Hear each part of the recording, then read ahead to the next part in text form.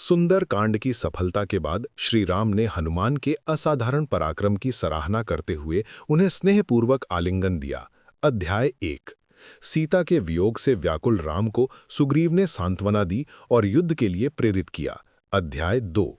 इसके बाद राम ने हनुमान से लंका की सटीक सुरक्षा और भूगोल का विस्तृत वर्णन मांगा। अध्याय 3। और शुभ मुहूर्त निर्धारित कर वानर सेना को दक्षिण की ओर प्रस्थान करने का आदेश दिया। अध्याय 4। इस बीच रावण ने राम के आक्रमण पर विचार करने के लिए अपने मंत्रियों की सभा बुलाई। अध्याय 6। रावण के अहंकारी मंत्री राम को तुच्छ बताकर अपनी शक्तियों का बखान करने लगे। अध्याय 7, 8।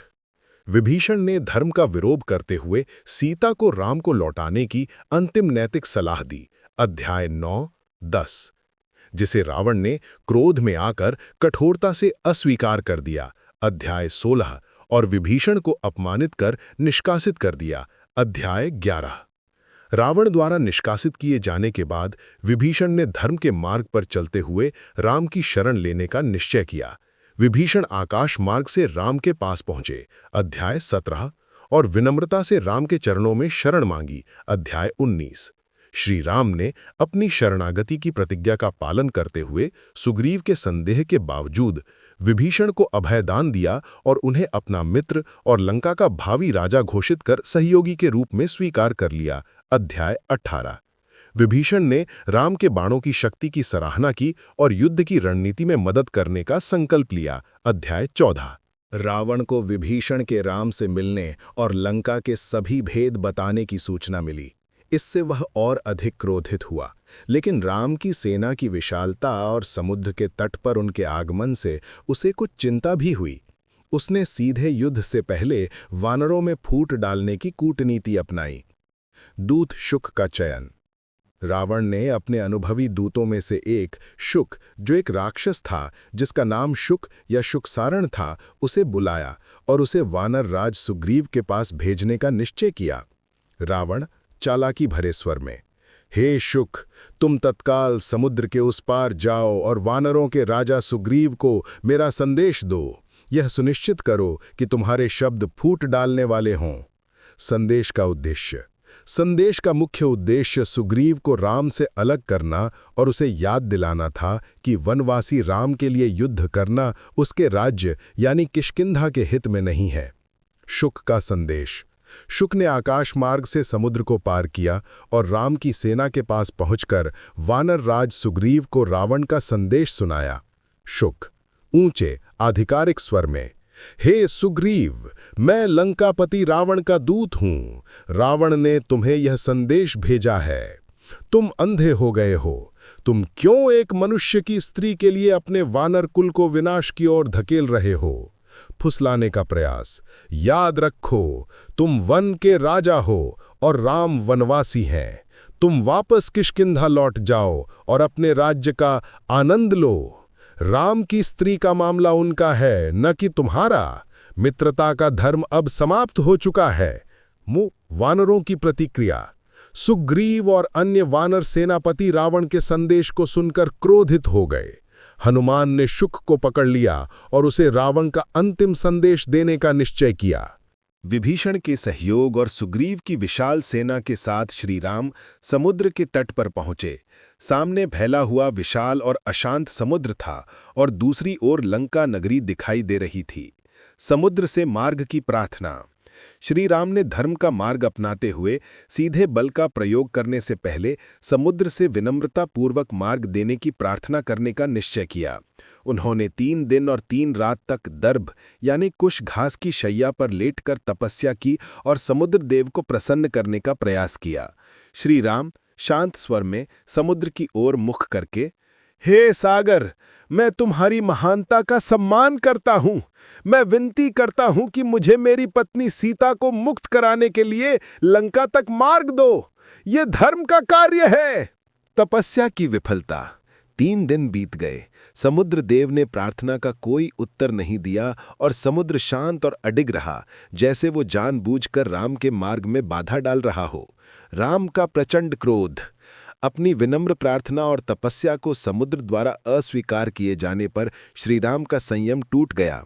उनका वियोग और न्याय की तीव्र इच्छा क्रोध में बदल गई। उन्होंने अपने धनुष को उठाया और समुद्र को डराने का निश्चय किया। श्री राम प्रचंड और गगनभेदी स्वर में, हे अहंकारी समुद्र, तुम मेरी विनती को कमजोरी समझते हो?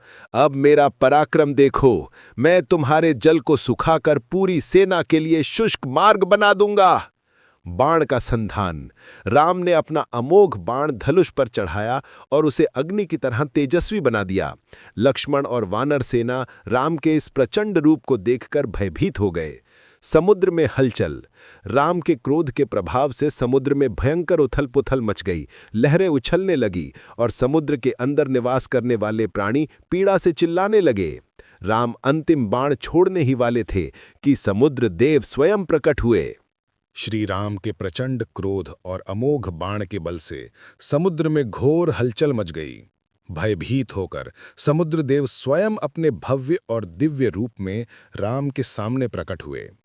समुद्रदेव ने हाथ जोड़कर और अत्यंत विनम्रता से राम के चरणों में प्रणाम किया और अपनी अक्षमता के लिए क्षमा मांगी।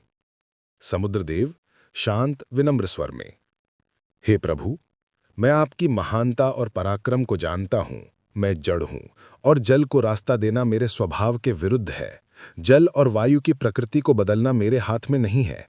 मैं आपकी विनती को जानबूझकर नहीं टाल रहा था। अक्षमता का स्पष्टीकरण।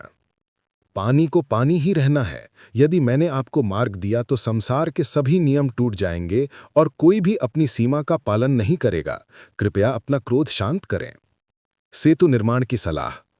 समुद्रदेव ने राम को समुद्र पार करने का व्यावहारिक और दिव्य समाधान सुझाया। उन्होंने विश्वकर्मा के पुत्र नल की असाधारण क्षमता के बारे में बताया। समुद्रदेव, हे रघुनंदन, आप अपनी सेना के बल का उपयोग कीजिए। आपकी सेना में नल नामक एक वानर है जो विश्वकर्मा के पुत्र नल का पुत्र है। नल को यह वरदान प्राप्त है कि वह जो भी पत्थर या सामग्री जल में डालेगा वह डूबेगा नहीं बल्कि स्थिर रहेगा। आप नल के माध्यम से समुद्र पर विशाल सेतु का निर्माण करवाइए। सहयोग का आश्वासन। मैं स्वयं सेतु के निर्माण में सहयोग करूंगा। मेरी लहरें और जल उन पत्थरों को आधार देंगे और उन्हें सहारा देंगे, लेकिन पुल आपकी शक्ति से बनेगा। राम ने समुद्रदेव की विवेकपूर्ण सलाह को स्वीकार किया और बाण को शांत किया। उन्होंने नल को बुलाया और सेतु निर्माण की योजना शुरू की।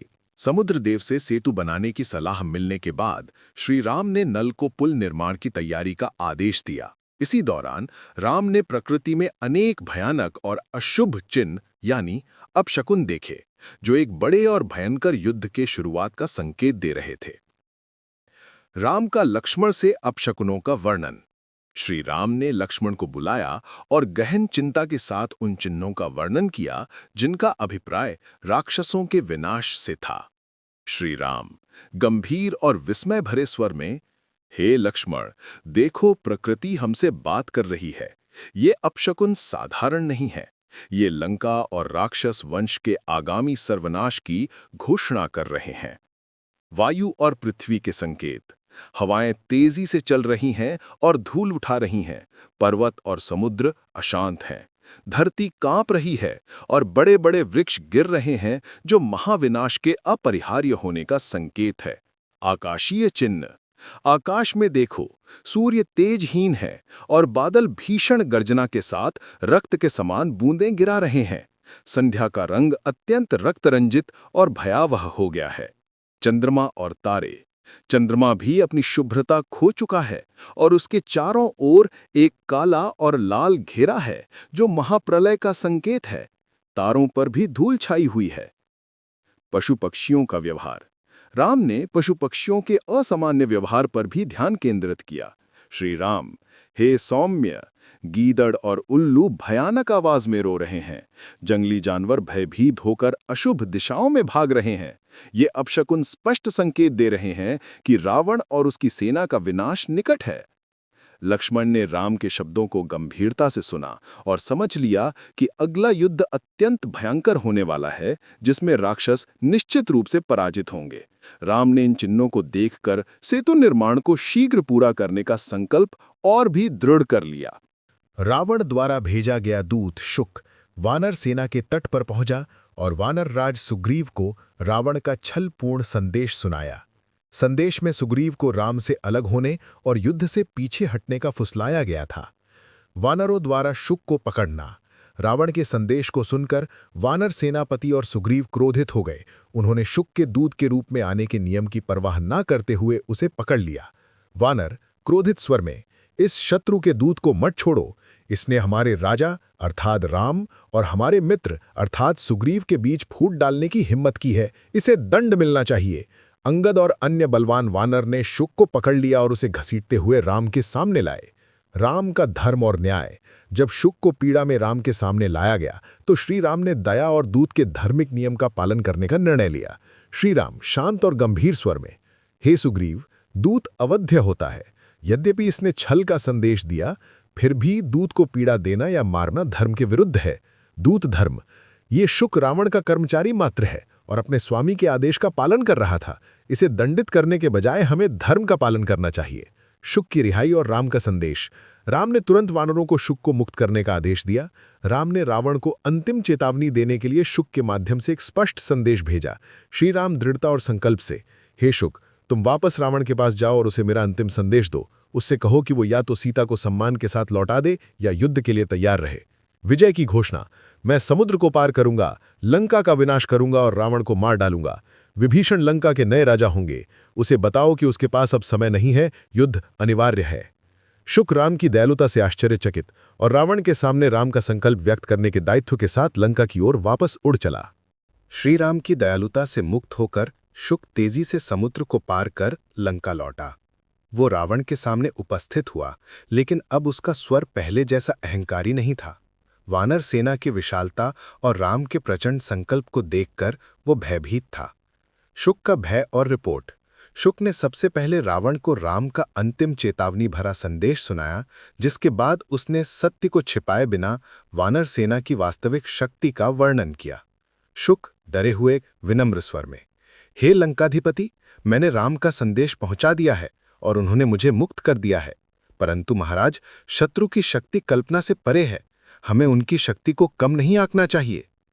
वानर सेना की विशालता। मैंने समुद्र के तट पर जो देखा वो विशाल और भयानक है। वानर सेना असंख्य है, इतनी विशाल कि वो पूरी पृथ्वी को ढक सकती है। वे उत्सुक और निडर हैं। प्रमुख सेनापतियों का बल। सुग्रीव, हनुमान, अंगद और नल जैसे सेनापति पर्वतों और वृक्षों को उखाड़ने की क्षमता रखते हैं। उनकी शक्ति दैवीय है और उनका क्रोध असीमित है। राम और लक्ष्मण का पराक्रम। शुक ने राम और लक्ष्मण के दिव्य पराक्रम का विशेष उल्लेख किया, जिससे रावण के दरबार में चिंता छा गई। शुक, राम और लक्ष्मण सामान्य मनुष्य नहीं है। उनके चेहरे पर दिव्य तेज है और वो महाशक्तियों से युक्त है।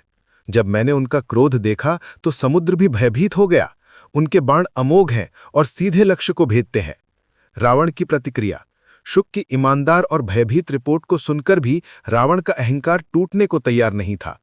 रावण क्रोधित स्वर में, तुम शत्रु की प्रशंसा कर रहे हो शुक? तुम भी विभीषण की तरह डरपोक हो गए हो। तुमने अपने कर्तव्य का पालन किया है, लेकिन अपनी वाणी को संभालो। लंका का रक्षक मैं हूं और हम अजेय हैं। दूत शुक की रिपोर्ट ने रावण के मन में गहरी चिंता पैदा कर दी थी। भले ही उसने ऊपरी तौर पर अहंकार दिखाया, शत्रु की असंख्य सेना और दिव्य पराक्रम की बातें सुनकर रावण ने युद्ध से पहले प्रमुख वानर नेताओं और उनकी व्यक्तिगत क्षमताओं को जानना आवश्यक समझा। रावण की पूछताछ। रावण ने सभा में उपस्थित विश्वसनीय सेनापतियों और गुप्तचरों को बुलाया और विस्तार से पूछताछ शुरू की। रावण गंभीर और उत्सुक स्वर में, शुक ने वानर सेना की विशालता का वर्णन किया है। मुझे संख्या से अधिक उनके नेताओं की व्यक्तिगत शक्ति से संबंधित जानकारी चाहिए। मुझे बताओ, राम की सेना में प्रमुख वानर और भालू नेता कौन कौन हैं? व्यक्तिगत शक्ति पर ध्यान। उन प्रमुख वानरों के नाम और शक्तियां क्या हैं? उनमें सबसे बलवान कौन है? हनुमान के समान पराक्रमी और कौन है? वे किस शक्ति के बल पर समुद्र को पार करने का साहस कर रहे हैं? वानर वीरों का वर्णन। तब शुक और सारण जैसे राक्षस, जिन्हें वानर सेना को देखने का अवसर मिला था, ने क्रमशः प्रमुख वानर वीरों का परिचय देना शुरू किया। सुग्रीव और अंगद। वह वानर राज सुग्रीव हैं, जिनके सामने कोई खड़ा नहीं हो सकता, और वे अंगद हैं, बाली के पुत्र, जिनकी शक्ति युवा होने पर भी भयानक है। अन्य वीर नल, नील, द्विविद, मैंद, जामवान, भालुओं के नेता और शरभ जैसे वीर असंख्य हैं। ये सभी पहाड़ों को उखाड़ने और राक्षसों को कुचलने की क्षमता रखते हैं। सबसे बड़ा खतरा हनुमान उनकी सबसे बड़ी शक्ति है। उनकी गति और बल असाधारण है। इन सभी की एकमात्र निष्ठा राम के प्रति है। रावण ने प्रत्येक वानर नेता की शक्ति को ध्यान से सुना ताकि वह युद्ध में अपने सेनापतियों को सही ढंग से तैनात कर सके। रावण ने शुक की चेतावनी और शत्रु की विशालता को सुनने के बाद अपने दूसरे गुप्तचर सारण से प्रत्येक प्रमुख वानर नेता की व्यक्तिगत शक्ति और विशिष्टताओं का वर्णन करने को कहा। रावण अब सिर्फ संख्या नहीं बल्कि युद्ध में सामने आने वाले व्यक्तिगत चुनौतियों को समझना चाहता था। सारण का विस्तृत विवरण। सारण ने रावण के सामने हाथ जोड़कर गहन अवलोकन पर आधारित अपनी रिपोर्ट प्रस्तुत की। सारण विवरणपूर्ण स्वर में। हे लंकाधिपति, मैंने शत्रु की सेना को निकट से देखा है। उनके प्रमुख सेनापति सिर्फ वानर नहीं हैं, वे प्रकृति की शक्ति का प्रतिनिधित्व करते हैं। वानर राज सुग्रीव, वे सुग्रीव हैं जिनके सामने पहाड़ भी टूट जाते हैं। उनकी शक्ति इतनी है कि वे अकेले ही आपकी आधी सेना को समाप्त कर सकते हैं। वे उत्सुक वीर हैं। युवराज अंगद, अंगद बाली के पुत्र युवा होते हुए भी क्रोध और शारीरिक बल में अद्वितीय हैं। उनकी पकड़ से कोई नहीं छूट सकता। वे विशाल वृक्षों को शस्त्र की तरह प्रयोग करते हैं। नल और नील शिल्पकार और सेनापति, नल और नील अद्वितीय हैं। नल को सेतु निर्माण का वरदान प्राप्त है और नील की गति और चपलता अद्भुत है। ये दोनों सैन्य इंजीनियरिंग और नेतृत्व में अग्रणी हैं। जांबवान और हनुमान, जांबवान भालू सबसे बुद्धिमान और अनुभवी हैं जो अपनी विवेकपूर्ण सलाह से सेना को मार्गदर्शन देते हैं। और हनुमान, उनकी शक्ति का वर्णन करना असंभव है। वे स्वयं वायु के समान हैं। रावण की प्रतिक्रिया। सारण ने स्पष्ट किया कि प्रत्येक वानर नेता अपने आप में एक बड़ी चुनौती है और ये सभी वीर केवल राम के एक आदेश पर जान देने को तैयार हैं। रावण ने गहरी चिंता के साथ इस रिपोर्ट को सुना। शत्रु की व्यक्तिगत शक्ति का ये आकलन रावण को झुकाने में विफल रहा, लेकिन उसने निश्चय किया कि वह मेघनाद और कुंभकर्ण जैसे अपने सर्वश्रेष्ठ वीरों को ही सबसे पहले मैदान में उतारेगा। सारण द्वारा वानर वीरों की व्यक्तिगत शक्तियों का विस्तृत वर्णन किए जाने के बाद रावण अभी भी अहंकार में डूबा हुआ था। तब शुक, जो पहले भी रावण को चेतावनी दे चुका था, पुनः खड़ा हुआ और शत्रु पक्ष के समग्र बल और नेताओं का सार पेश किया। शुक, रावण को सावधान करते हुए राम की सेना के मुख्य खिलाड़ियों को सूचीबद्ध किया और यह स्पष्ट किया कि यह सिर्फ वानरों की सेना नहीं है बल्कि दैवीय समर्थन से युक्त है। शुक, विनम्रता और भय मिश्रित स्वर में, हे देवताओं को जीतने वाले महाराज, सारण ने सत्य कहा है। मैं आपको एक बार फिर याद दिलाता हूं कि हमारे शत्रु कौन हैं और उनका अंतिम लक्ष्य क्या है। मूल शत्रु सबसे पहले राम और लक्ष्मण, जो असाधारण मनुष्य नहीं है बल्कि दिव्य शक्ति के धारक है। इन दोनों को पराजित करना देवताओं के लिए भी असंभव है। सेना का नेतृत्व सुग्रीव, वानरों के राजा, जो करोड़ों की सेना का नेतृत्व कर रहे हैं, जिनकी निष्ठा राम के प्रति अटूट है। उनकी भक्ति ही उनकी सबसे बड़ी शक्ति है, सबसे बड़ा संकट। हनुमान, जिन्होंने हमारी पूरी लंका को जला दिया, उनका पराक्रम अकल्पनीय है। और अब आपके भाई विभीषण, जो लंका के सभी गुप्त भेद राम को बता रहे हैं, वह हमारी सबसे बड़ी कमजोरी है। वानर बल अंगद, नील, नल, द्विविद, मैंद और जामवान, ये सभी सेनापति बल और रणनीति में अद्वितीय है। ये सभी सिंहासन के लिए नहीं बल्कि राम के न्याय के लिए लड़ रहे हैं। अंतिम चेतावनी। शुक ने अंतिम बार रावण से अपनी गलती को सुधारने की विनती की, लेकिन रावण का अहंकार अब निर्णायक मोड़ पर था। शुक, यदि आप इन सभी शक्तियों को एकजुट देख रहे हैं तो कृपया विवेक का उपयोग करें। सीता को लौटाना ही एकमात्र उपाय है। रावण ने क्रोध में शुक की बात काट दी। वह जानता था कि शुक सत्य कह रहा है, लेकिन अहंकार के कारण युद्ध से पीछे हटना उसके लिए मृत्यु से बदतर था। उसने शुक और सारण को चुप रहने और अपने स्थान पर वापस जाने का आदेश दिया। शुक और सारण ने अत्यंत ईमानदारी के साथ राम की सेना की विशालता, वानर वीरों की व्यक्तिगत शक्ति और राम के अमोघ पराक्रम का वर्णन किया था। उनकी रिपोर्ट सत्य पर आधारित थी, लेकिन रावण के अंधे अहंकार के लिए यह असहनीय था। रावण ने दोनों जासूसों की ओर देखा। उसकी आंखों में क्रोध और तिरस्कार था। उसने उन्हें सभा के सामने अपमानित किया, ठीक वैसे ही जैसे उसने विभीषण को किया था। रावण ने प्रचंड क्रोध से कहा, चुप हो जाओ। शुक और सारण, तुम दोनों डरपोक हो और शत्रु की प्रशंसा कर रहे हो। तुमने लंका के गौरव को नीचा दिखाने का साहस किया है। क्या तुम राक्षस हो तुम एक वनवासी मनुष्य और तुच्छ वानरों से भयभीत हो गए हो। तुम हमारे सामने शत्रु की शक्ति का गुणगान कर रहे हो, मानो तुम उनके सेवक हो। तुम्हारी वाणी देशद्रोही विभीषण के समान है। तुम अपने स्वामी के सामने दुश्मन का जयगान कर रहे हो। तुम्हारा यह व्यवहार माफ करने योग्य नहीं है। रावण ने अहंकार में इतना अंधा हो गया था कि उसने सत्य बताने वाले अपने हितैषियों को दंडित करना ही उचित समझा। रावण ने कहा, तुम दोनों को तत्काल दरबार से बाहर निकाल दिया जाता है। आज से तुम जासूस के पद से भ्रष्ट हो। तुम शत्रु के सामने हमारे मनोबल को कमजोर करने का प्रयास कर रहे थे। अंतिम चेतावनी, याद रखो, हम अजेय हैं और राम निश्चित रूप से पराजित होंगे। अगली बार यदि तुमने शत्रु की प्रशंसा की तो तुम्हारा सिर काट दिया जाएगा। शुक और सारण अपमानित और भयभीत होकर चुपचाप दरबार से चले गए। रावण ने एक बार फिर बुद्धिमानी और सत्य की आवाज को अपने अहंकार के कारण दबा दिया। रावण ने शुक और सारण की सच्ची रिपोर्ट को अस्वीकार कर दिया था, लेकिन उनके शब्दों ने उसके मन में गहन संदेह पैदा कर दिया था। वह अब राम की वास्तविक शक्ति को जाने बिना युद्ध में कूदना नहीं चाहता था, इसलिए उसने तीसरे और अधिक विश्वसनीय जासूस को भेजने का निश्चय किया। शार्दूल का चयन। रावण ने शार्दूल नामक एक तेज तर्रार और कुशल राक्षस जासूस को बुलाया, जो छिपने और गुप्त सूचना लाने में माहिर था। रावण शांत गुप्त स्वर में, हे शार्दूल, तुम अन्य जासूसों की तरह कायर नहीं हो। मैं तुम्हें एक गोपनीय कार्य सौंपता हूँ। तुम मानव का रूप धारण करके राम के शिविर में जाओ। कार्य का निर्देश, तुम राम की वास्तविक सैन्य तैयारी, उनके मनोबल और उनकी अगली रणनीति को जानकर आओ। विशेषकर ये जानो कि विभीषण राम को कौन कौन से गुप्त भेद बता रहा है। सफलता का आश्वासन, यदि तुम सफल रहे और ऐसी सूचना लाए जिससे हमारी विजय निश्चित हो तो तुम्हें महान पुरस्कार दिया जाएगा। शार्दूल का गुप्त प्रस्थान। शार्दूल रावण की आंखों में विश्वास जीतने के संकल्प के साथ तुरंत मानव का भेष धारण किया। उसने तेजी से समुद्र को पार किया और राम की सेना में घुसने के लिए तैयार हो गया। भेदिया मिशन।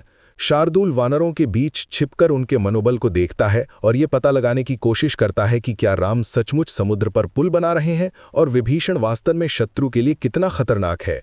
शार्दूल ने गोपनीयता और चालाकी के साथ राम के शिविर में घुसपैठ की, लेकिन वानर सेनापति अत्यंत सतर्क थे।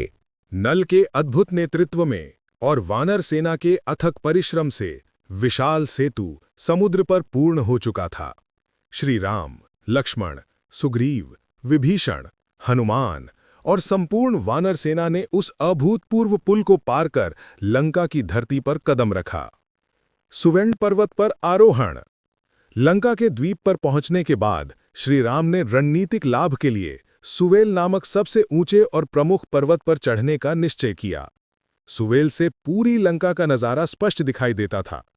श्री राम दृढ़ता से, हे सुग्रीव, हमें शत्रु की अंतिम सैन्य तैनाती और राजधानी के भव्य स्वरूप का निरीक्षण करना चाहिए। सुवेल पर्वत निगरानी के लिए सबसे उत्तम स्थान है। सेना का फैलाव। विशाल वानर सेना को सुवेल पर्वत की चोटियों और घाटियों में तैनात किया गया, जिससे लंका के द्वार पर सीधा दबाव बनाया जा सके। लंका का भव्य दृश्य। सुवेल की चोटी से राम ने स्वयं रावण की सोने की नगरी लंका का भव्य और अभेद्य दृश्य देखा। श्री राम विस्मय भरे स्वर में लक्ष्मण से, हे लक्ष्मण, देखो रावण की सोने की नगरी, ये कितनी भव्य और सुरक्षित है। ये इतनी दुर्भेद्य है कि देवताओं के लिए भी इसे जीतना कठिन है। सौंदर्य और दुर्गमता। लंका की विशाल दीवारें, ऊंचे बुर्ज और सशस्त्र राक्षसों का पहरा दिखाई दिया। राम ने जान लिया कि अगला युद्ध अत्यंत भयंकर होने वाला है। रावण का महल और सीता का स्मरण। राम की आंखों ने सुवेल से रावण के महल को देखा और उनका मन पुनः सीता के वियोग से भर गया। श्री राम, उसी नगरी में, उसी महल के आसपास मेरी प्रिय सीता दुख सह रही होगी। अब विलंब नहीं किया जा सकता। अंतिम युद्ध अपरिहार्य है। सुग्रीव और विभीषण ने राम को आश्वासन दिया कि वे राम की विजय के लिए हर संभव प्रयास करेंगे।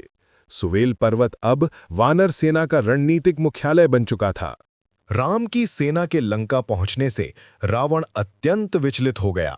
उसने युद्ध के पहले ही सीता का मनोबल तोड़ने और राम की शक्ति को अस्वीकृत करने का निर्णय लिया। उसने विद्युत जिह्वा नामक मायावी राक्षस को बुलाया और एक भयानक छल करने का आदेश दिया। मायावी सिर का निर्माण। विद्युत जिह्वा ने रावण के कहने पर मायावी शक्ति का उपयोग करके श्री राम के सिर की हूबहू प्रतिकृति और उनके धनुष की टूटी हुई प्रतिकृति बनाई। ये चीजें इतनी वास्तविक लग रही थीं कि कोई भी सहजता से धोखा खा सकता था।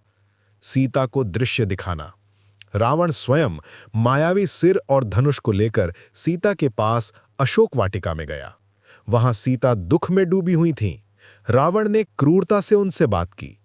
रावण क्रूर और विजयपूर्ण स्वर में, हे सीता, तुम्हारी आशा का अंत हो चुका है। जिस राम के बल पर तुम इतनी अडिग थीं, उसका सिर देखो। सिर और धनुष। रावण ने वह मायावी सिर सीता के सामने रख दिया। वह सिर वास्तविक राम के समान दिख रहा था और उसी परेशानी की मुद्रा में था। रावण ने यह भी बताया कि लंका के गुप्तचरों ने युद्ध में राम को मार दिया है और यह धनुष तोड़ दिया गया है। सीता का विलाप। सीता राम के मायावी सिर को देखकर अत्यधिक दुख और पीड़ा से भर गईं। उन्हें एक क्षण के लिए भी संदेह नहीं हुआ कि यह छल है। उन्हें लगा कि उनके पति वास्तव में मारे जा चुके हैं। सीता करुण विलाप करते हुए, हे मेरे नाथ, हे रघुनंदन, क्या आपका अंत ऐसे हुआ? आप धनुष और बाण के अधिपति थे। क्या राक्षसों ने आपको ऐसे मार दिया? मेरा जीवन अब व्यर्थ है। सीता ने राम के सिर को छूने का प्रयास किया और उनकी पीड़ा असीमित थी। रावण इस दृश्य को देखकर प्रसन्न हुआ और पुनः सीता को अपनी पत्नी बनने के लिए फुसलाने लगा। रावण के मायावी छल को देखकर सीता शोक और निराशा में पूरी तरह से डूब चुकी थीं। उन्हें विश्वास हो गया था कि उनके पति राम मारे जा चुके हैं और उनका जीवन अब व्यर्थ है। सरमा का आगमन।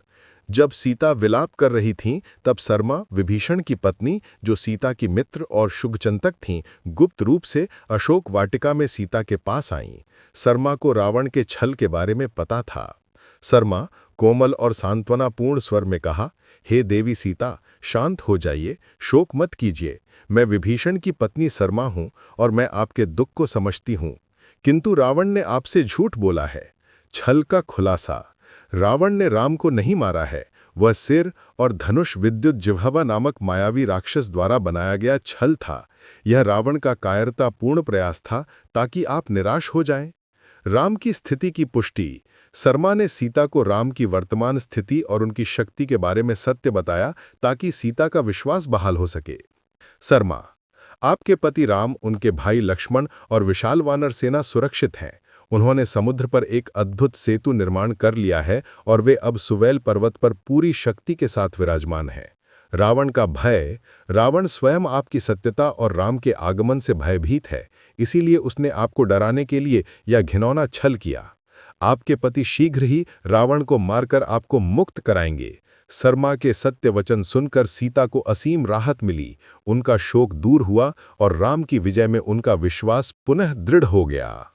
सरमा ने सीता को यह बताकर कि राम का सिर मायावी था, उन्हें सबसे बड़े शारीरिक और मानसिक आघात से बाहर निकाल लिया था। अब सीता शांत थीं, लेकिन वियोग का दुख और युद्ध की आशंका अभी भी थी। सरमा ने उन्हें आगे भी मानसिक रूप से मजबूत बनाए रखने का निश्चय किया। दुख का निवारण और धैर्य का उपदेश। सरमा ने सीता को आश्वस्त किया कि उनके कष्ट अब समाप्त होने वाले हैं। उन्होंने सीता के धैर्य की प्रशंसा की और उन्हें अंतिम क्षण तक दृढ़ रहने के लिए प्रेरित किया। सरमा स्नेहपूर्ण स्वर में, हे वैदेही, आप अति धैर्यवान हैं। आपके शोक का कारण अब दूर हो चुका है। अब आपको एकमात्र आशा और विश्वास के साथ प्रतीक्षा करनी चाहिए। आपके पति लंका के द्वार पर हैं। आगामी जीत। राम की विजय निश्चित है। रावण का पतन होगा क्योंकि उसने धर्म का मार्ग त्याग दिया है। आपकी पवित्रता और राम का धर्म ही इस युद्ध की सबसे बड़ी शक्ति है। भविष्य की कल्पना। जल्द ही वह शुभ दिन आएगा जब राम विजयी होकर आपसे मिलेंगे।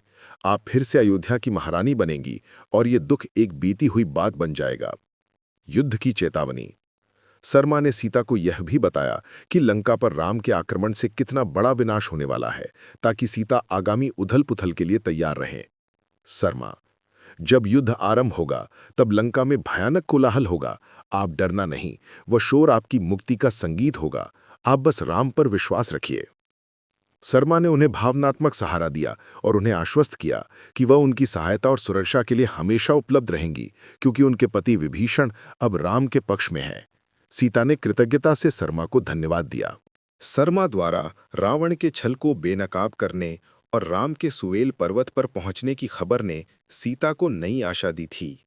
उनका मनोबल बहाल हो चुका था, लेकिन रावण की अंतिम मनोदशा क्या है, ये जानना बाकी था। सीता युद्ध और विनाश को रोकने की अंतिम संभावना के बारे में जिज्ञासु थीं। सीता की जिज्ञासा। सीता ने शर्मा से, जो रावण के महल की गुप्त सूचनाएं रखती थीं, विनम्रता और उत्सुकता से पूछा। सीता शांत लेकिन उत्सुक स्वर में, हे शर्मा, तुमने मेरे दुख को दूर किया है। राम की सेना द्वार पर है। तुम रावण के महल के निकट रहती हो। मुझे सच बताओ, क्या लंकापति रावण ने मेरी मुक्ति या युद्ध को टालने के बारे में कोई अंतिम निर्णय लिया है? प्रश्न की गहराई। क्या रावण अभी भी युद्ध के लिए अडिग है, या उसे राम की शक्ति का वास्तविक बोध हुआ है? क्या उसके मंत्री उसे समझौता करने की सलाह दे रहे हैं? क्या अभी भी कोई आशा है कि वो मुझे लौटाकर इस भयंकर विनाश को रोक दे? शर्मा का सत्य कथन। शर्मा ने सीता की जिज्ञासा का जवाब गंभीरता से दिया। उन्होंने रावण के अंतिम निर्णय और उसके आसपास के माहौल का वर्णन किया। शर्मा, हे देवी, रावण अत्यंत विचलित है। वो राम की शक्ति और सेतु निर्माण से भयभीत है, लेकिन उसका अहंकार उसे सच स्वीकार करने से रोक रहा है। अंतिम निर्णय। वो किसी भी कीमत पर आपको नहीं लौटाना चाहता। उसके अधिकांश मंत्री अब मृत्यु के भय से उसे गलत सलाह दे रहे हैं। कुछ बुद्धिमान राक्षस उसे सीता को लौटाने की सलाह दे रहे हैं, लेकिन रावण उन सभी को डांटकर चुप करा देता है। युद्ध की अनिवार्यता। रावण ने अंतिम निर्णय ले लिया है कि वो राम से युद्ध करेगा। क्षमा या समझौते की कोई संभावना नहीं बची है। अब केवल युद्ध ही परिणाम लाएगा। सीता ने ये सुनकर गहरी सांस ली। उन्हें रावण के अहंकार पर दुख हुआ, लेकिन राम की विजय के प्रति उनका विश्वास अटूट रहा। राम की सेना सुवेल पर्वत पर विराजमान थी और लंका पर सीधा खतरा था। रावण के अहंकार और जिद ने लंका को विनाश के कगार पर ला खड़ा कर दिया था। इस नाजुक क्षण में माल्यवान, जो रावण का वयोवृद्ध दादा या नाना और विवेकशील सलाहकार था, अंतिम प्रयास करने के लिए दरबार में आया। माल्यवान की अंतिम सलाह। माल्यवान ने समग्र स्थिति का आकलन किया और रावण से अपनी भूल मानने और सीता को लौटाने के लिए अंतिम प्रार्थना की। माल्यवान, हे पुत्र रावण, तुम काल के शिकार हो रहे हो। राम कोई सामान्य मानव नहीं है, वे धर्म और दैवी शक्ति के प्रतीक हैं। तुमने गलत काम किया है और अब परिणाम सामने है। कर्तव्य की याद दिलाना। कुल का विनाश निश्चित है यदि तुमने अपनी अहंकारी जिद नहीं छोड़ी। समय रहते सीता को सम्मानपूर्वक लौटा दो और राम से क्षमा मांगकर लंका को बचाओ। अशुभ शकुन। मैंने अनेक अशुभ शकुन देखे हैं। देवता भी राम के पक्ष में है। अकारण क्रोध मत करो। रावण का कटु दुर्व्यवहार। रावण माल्यवान की बुद्धिमान सलाह को अपनी शक्ति पर हमला मान बैठा। वह इतना अंधा हो चुका था कि अपने वयोवृद्ध और शुभचिंतक दादा को भी अपमानित करने से नहीं चूका। रावण प्रचंड क्रोध और तिरस्कार से, बस करो माल्यवान, ये क्या बकवास है? तुम भी विभीषण और शुक की तरह कायरतापूर्ण बातें कर रहे हो। वीरोचित धर्म पर आक्षेप। एक राक्षस होकर तुम शत्रु की प्रशंसा करते हो। क्या तुम अपनी वीरता भूल गए हो? क्षत्रिय कभी शत्रु से डरकर स्त्री नहीं लौटाते। अपमानजनक शब्द। तुम्हारी बुद्धि वृद्धावस्था के कारण भ्रष्ट हो चुकी है। तुम तुरंत यहां से जाओ। मुझे तुम्हारी अशुभ और कमजोर सलाह नहीं चाहिए। युद्ध होगा और मैं जीतूंगा। माल्यवान अत्यंत दुखी और निराश होकर रावण के निश्चित विनाश की राह को देखते हुए सभा से चले गए। रावण ने एक बार फिर सत्य और विवेक की आवाज को अपने अहंकार के तलवार से काट दिया।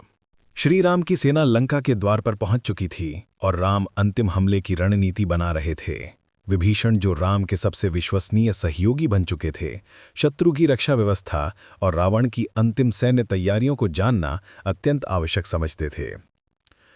विभीषण ने अपने बचे हुए विश्वसनीय और कुशल राक्षस अनुचरों में से कुछ को बुलाया। ये जासूस लंका के भीतरी रास्तों और सुरक्षा कोड्स को अच्छी तरह जानते थे। विभीषण गंभीर स्वर में, हे मित्रों, राम की विजय निश्चित है, लेकिन हमें रावण की अंतिम चालों से सावधान रहना होगा। तुम गुप्त रूप से लंका में प्रवेश करो।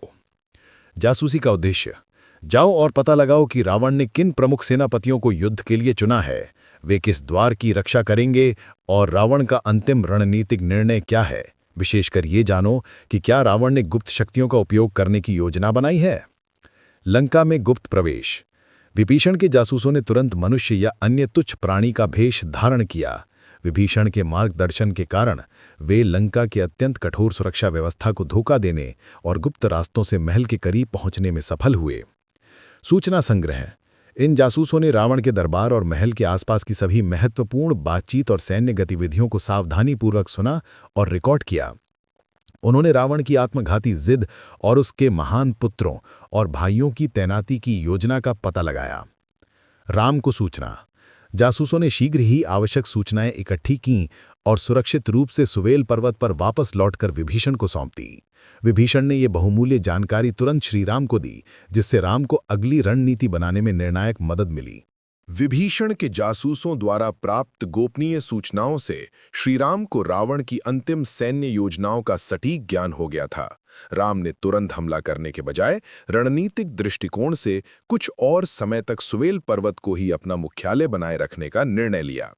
रणनीतिक चिंतन। श्रीराम ने लक्ष्मण, सुग्रीव और विभीषण के साथ सुवेल पर्वत की चोटी पर बैठकर गहन चिंतन किया। पर्वत की ऊंचाई उन्हें सुरक्षा, निगरानी और सामरिक लाभ प्रदान कर रही थी। श्रीराम शांत और विचारशील स्वर में, हे मित्रों, विभीषण द्वारा लाई गई सूचना बहुमूल्य है। हम अब शत्रु की कमजोरियों और ताकत को जानते हैं, लेकिन हमारा उद्देश्य केवल रावण को पराजित करना नहीं है, बल्कि सीता को सुरक्षित मुक्त कराना है। सुरक्षा और तैयारी। पुल पार करने के बाद हमारी सेना को आराम और संगठन की आवश्यकता है। सुवेल पर्वत हमारी सेना को अचानक होने वाले हमलों से सुरक्षित रखेगा। शत्रु को दबाव। सुवेल पर हमारी उपस्थिति रावण पर मानसिक दबाव बनाती रहेगी। वह सोचेगा कि हम किस द्वार से और कब आक्रमण करेंगे, जिससे उसकी सेना तनावग्रस्त रहेगी। राम का रात्रि विश्राम और प्रकृति का अवलोकन। राम ने उस रात को सुवेल पर्वत पर विश्राम करने का निर्णय लिया। वहां से उन्हें प्रकृति का शांत सौंदर्य और साथ ही लंका की चकाचौंध भी दिखाई देती थी। श्री राम, हम एक रात यहां रुकेंगे। सुबह होते ही हम सैन्य दल बनाकर लंका के चारों द्वारों को घेर लेंगे।